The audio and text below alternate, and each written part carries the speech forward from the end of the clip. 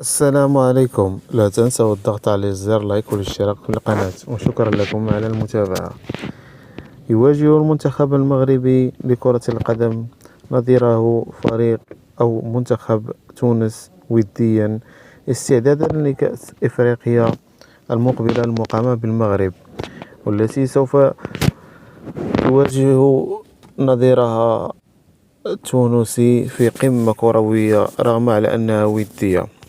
وبالنسبة لموعد ومكان مباراة المغرب وتونس، أي يوم 7 يونيو 2025 على أرضية المركب الرياضي الكبير بمدينة فاس.